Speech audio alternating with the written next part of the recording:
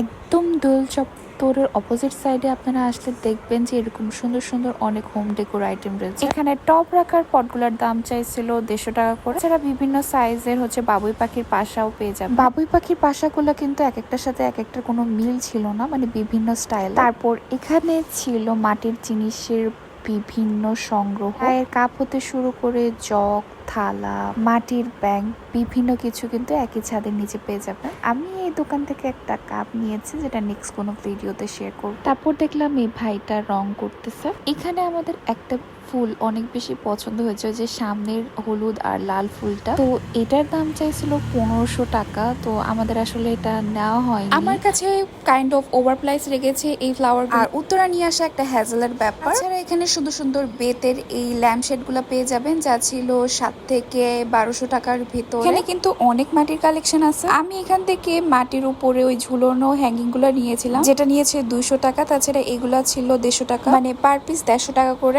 চোখে পড়লো ওয়াল ডেকোরের এই ওয়াল ম্যাট গুলো। তাছাড়া এখানে এই ল্যাম্পটার দাম চাইছিল 1500 টাকা। এখানে কিন্তু আপনারা মাটির অনেক রকমের জিনিস পাবেন, বড় বড় গাছ রাখার জন্য জিনিস পাবেন। এখানে দেখলাম চটের কিছু হ্যান্ডমেড প্রোডাক্ট। এখানে কিছু বেতের ট্রে ছিল, যেটার দাম চেয়েছিল 350 টাকা। আসলে আমার কেনার মতো সাহস হয়ে ওঠেনি। এত পরিমাণে ভিড় আর এত পরিমাণে প্রোডাক্ট কালেকশন যে আমার আসলে ভিডিও করতে অনেক হ্যাজেল হচ্ছিল।